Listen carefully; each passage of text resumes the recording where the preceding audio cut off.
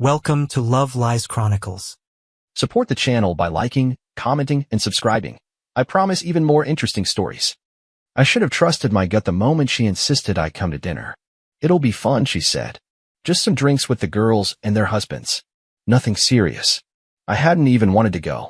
I'd worked a 10-hour day. My head was pounding, and the thought of sitting at a long table while they swapped gossip sounded like torture. But she smiled at me with that carefully curated charm, like I was a plus one she needed to make the group photo look balanced, and I gave in. Like I always did. The restaurant was trendy and loud, one of those places where everything costs too much and no one actually finishes their plate. We got seated at a long table near the back, one of those setups where half the group ends up basically talking only to whoever's seated beside them. She made sure I was on the far end. I told myself it was just the way things worked out. But part of me knew better. For the first hour, I just sat back and listened, smiling when appropriate, nodding along to conversations I wasn't part of. My wife, meanwhile, was holding court like a stand-up comic. She'd always had a loud laugh, the kind that drew attention whether she wanted it to or not. And tonight, she wanted it. There were 3 glasses of wine in when the conversation turned toward relationship honesty. You know the kind, half-joking, half-gut punch confessions about little things spouses do that drive each other crazy. One of the women mentioned her husband leaving the toilet seat up. Another talked about snoring. My wife sipped her wine, eyes dancing with anticipation. Then she said it. Well, since we're all being honest, she leaned forward like she was letting them in on some juicy secret. You know what the worst is? Being married to a small man with a small show. Laughter erupted. I froze. Some of them didn't even know what to say. A few giggled nervously. 1 or 2 of the wives glanced in my direction, probably trying to gauge if I'd heard. I heard every syllable. And the worst part wasn't even the words. It was the way she said them, like a punchline she'd rehearsed in her head. Like it had been waiting on her tongue for weeks. The kind of cruelty you don't deliver by accident. I didn't move. Didn't speak. I just sat there, tasting the metallic sharpness of humiliation in my throat, waiting for her to backpedal. To say it was a joke. To flash that grin and shake her head like she didn't mean it. She didn't. She just took another sip and kept going. Honestly, I could stand on a chair and still not see anything impressive, she added with a smirk. But hey, he tries. More laughter. That was when I knew this wasn't the first time she'd said it. This was the kind of line you only share publicly after it's already made the rounds in private. And suddenly I saw them all differently. Her friends, the way they looked at me, it wasn't pity. It wasn't confusion. It was recognition. They already knew. My face was burning, but I didn't let it show. I reached for my drink, water, because I wanted to keep my head clear, and calmly took a sip. I didn't storm out. I didn't call her out. I didn't break the glass in my hand, though a part of me really wanted to. No. I just sat back and waited for the night to end, like a good little punchline. She barely noticed. Barely looked at me. The rest of the dinner passed in a blur. At one point, one of her friends, a quiet woman I barely knew, leaned over and softly whispered, "I'm sorry." I looked at her, confused, and she just added, "You didn't deserve that." And that's when something shifted in me. Something I didn't even fully understand yet. It wasn't rage. Not yet. It wasn't even heartbreak. It was colder than that. Quieter. I stopped being embarrassed. I started observing. That night, when we got home, she flopped onto the bed without a word. She didn't even seem to remember what she'd said. Or maybe she did. Maybe she just didn't care. I lay beside her in the dark, staring at the ceiling, listening to her breathe like nothing had happened. But something had. I couldn't quite name it yet. But I knew it had just begun. She didn't bring it up the next morning. Not over coffee. Not while tossing her gym bag over her shoulder and heading out the door. Not when I kissed her on the cheek out of habit, though this time, she didn't lean in. She didn't have to mention the dinner. Because in her mind, it was nothing. Just some drunken fun. Teasing. Banter. It hadn't occurred to her that she'd said anything wrong. And maybe that's what hit me hardest. The casualness of it. It wasn't just what she said. It was the fact that she thought I'd just take it. Like I always did. But something had changed. I didn't quite have a plan yet, I wasn't there. But I'd stopped looking at her through the same lens. That morning, I watched her go through her usual routine. Hair pulled back, water bottle filled, keys in hand, and I didn't see my wife. I saw someone who had already left me a long time ago. That afternoon, while she was out, I sat on the edge of the bed and stared at her phone on the nightstand. It was unlocked. I don't know if that made it better or worse, whether she was careless or just that confident I'd never look. My fingers hovered over the screen. I told myself not to do it, that I didn't want to be that guy, that maybe I was just hurt and fishing for more pain. But then I remembered her voice. Small man with a small show. And I picked it up. I didn't even have to dig. The proof was right there, bubbles of flirtation stacked in messy threads across her screen. Instagram DMs, WhatsApp, even her regular messages. No fake names, no code words. She didn't even bother hiding it. There was one name that appeared more than the rest, Brent. I remembered Brent.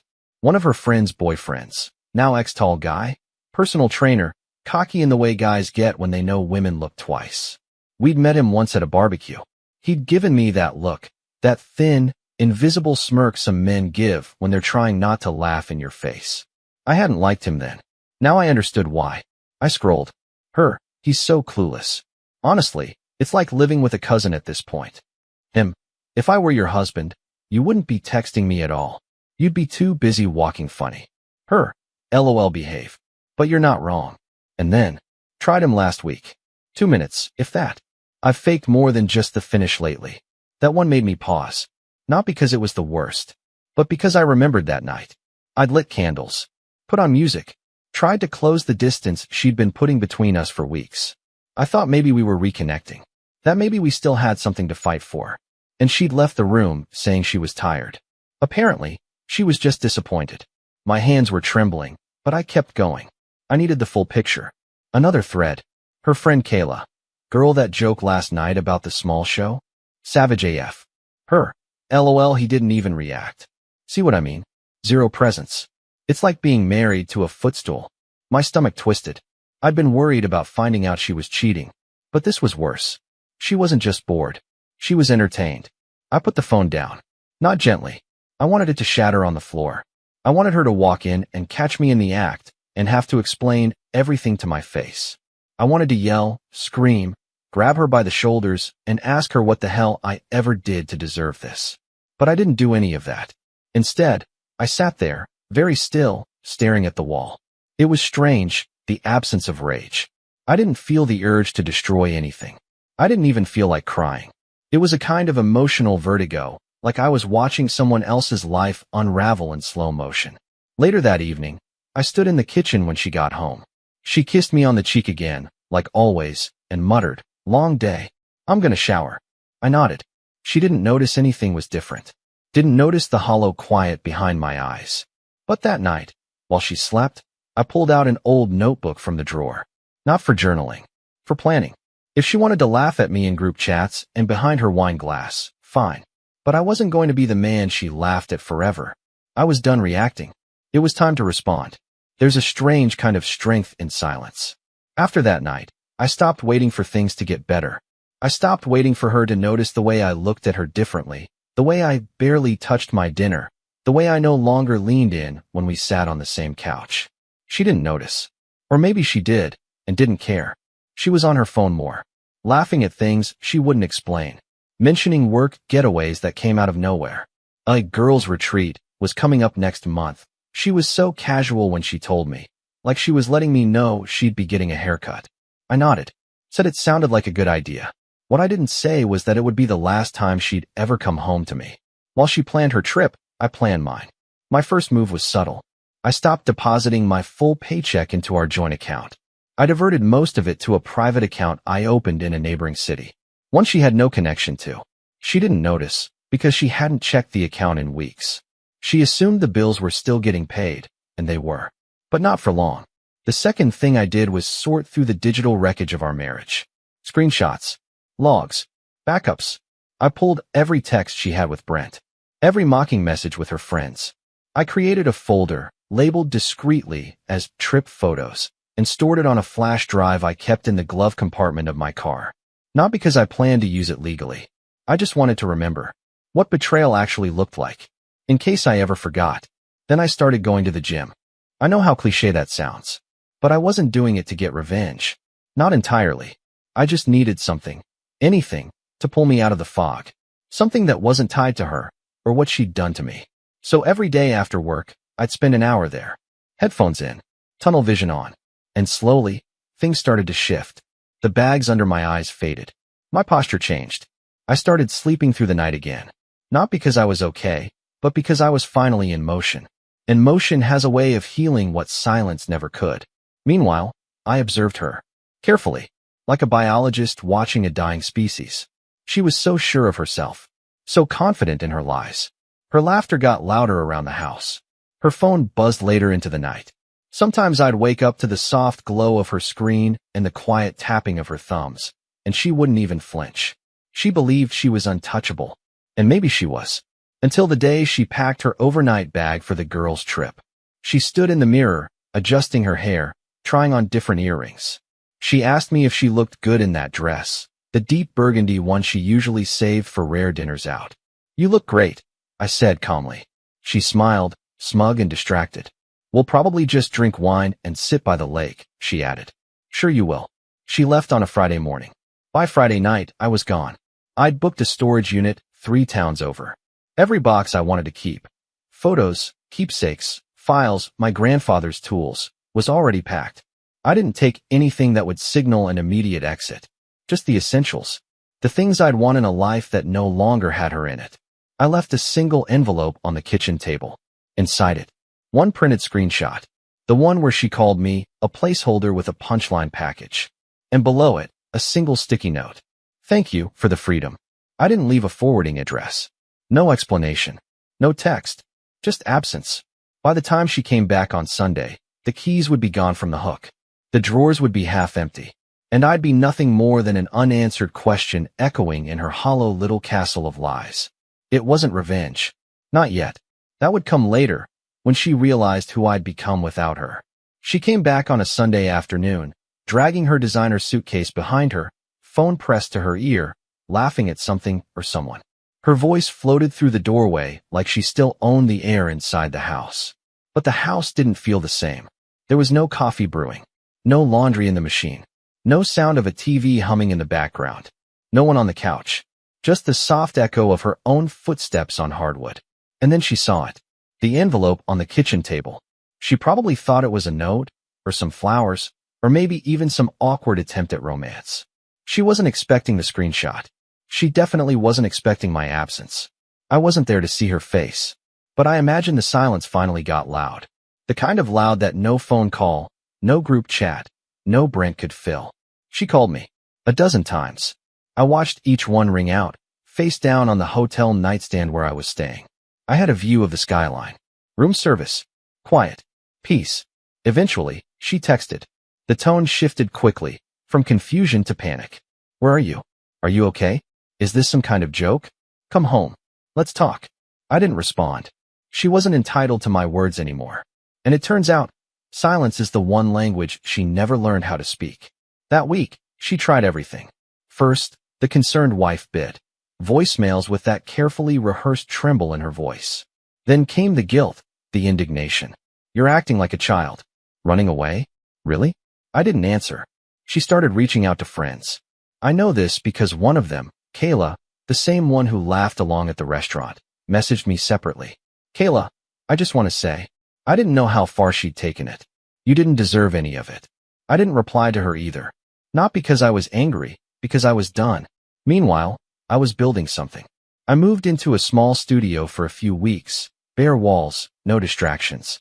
I'd always talked about going freelance, building my own business, but never had the time. Now I did. I used the silence. Used the sting of humiliation like a fire under my feet. I built a website. Took on side clients. Started posting my transformation online, not as revenge, just as record. But people noticed. The gym paid off. My face leaned out, jaw sharper. I started smiling again. Real smiles, not the forced ones I used to give while she was on her phone, ignoring me from across the room. I posted a photo, nothing dramatic. Just me at a cafe, laptop open, caption, "Starting over." It went modestly viral. Friends who hadn't seen me in years messaged me. Former coworkers reached out. Then, she messaged again. "I saw your post. You look good." I didn't reply. A week later. "Can we please talk? I miss you." Still nothing. Then came the voice message, shaky, quiet. "Please, just call me." I was stupid. I know that now. I was trying to be funny. Trying to feel powerful, I guess. I didn't think you'd ever leave. I didn't think you had it in you. And that was the truth. She never thought I had it in me. She thought she could strip me down in front of her friends, call me small, joke about my worth, and that I'd just stay there, clinging to her like some lifeline. But here's the thing about humiliation. It either breaks you, or it frees you. It freed me. She showed up once. At the new co-working space I rented a few months in. I was mid-meeting with a client when I saw her through the glass wall, hesitating, unsure, makeup faded, eyes glassy like she hadn't slept in days. I didn't go out to meet her. She stood there for maybe a minute before turning away. That was the last time I saw her in person. I've heard things. Brent ghosted her. Apparently, he was only in it for the thrill, not the fallout. A few of her friends dropped off, too, especially once they realized they weren't laughing with her. They were laughing at someone else's expense. Some even messaged me apologies. Some tried to flirt. I ignored them all. Because now, I had everything she said I never would. Peace. Confidence. A name that stood for something beyond being mocked in a wine-soaked circle of mean girls. And she? She had silence. The same silence she once gave me. Only now, it was hers to live with. It's been a year. I don't think about her every day anymore. There was a time when her voice haunted everything. Her laughter in the back of my mind. Those words, small man, small show, like glass shards in the quiet moments. But now?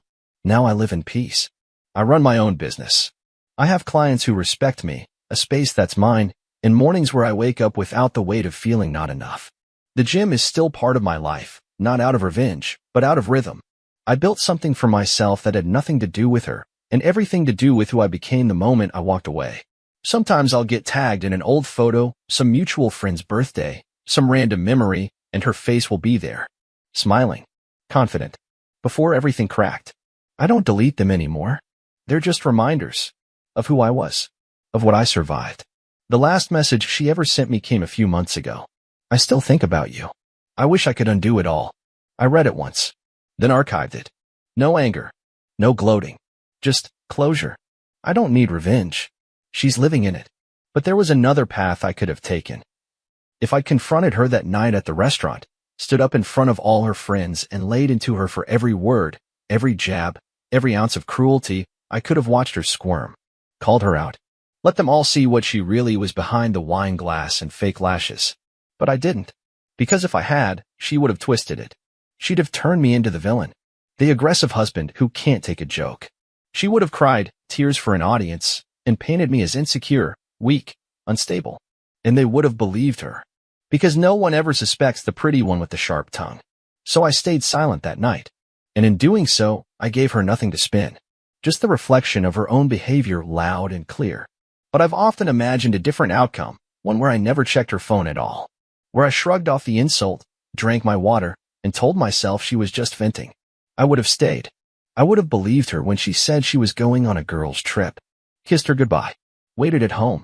Probably cooked dinner the night she returned. And all the while, she'd keep laughing. She'd keep texting Brent from the bathroom. Keep sharing my worst moments in group chats labeled, Wifey Squad. Keep tearing down the man who would have handed her the world just to make her smile again. I would have grown smaller. Not in size, but in spirit. Until one day, I'd wake up and not recognize the man in the mirror. And maybe she'd never even leave. Maybe she'd stay, just long enough to keep using me. But that version of me doesn't exist anymore. Because I chose to leave before she finished hollowing me out. And the look on her face when she realized she couldn't get me back? That wasn't satisfaction. That wasn't justice. That was freedom. And it was mine. Dear listeners, please share your thoughts in the comments, and do not forget to like, share, and subscribe to the channel.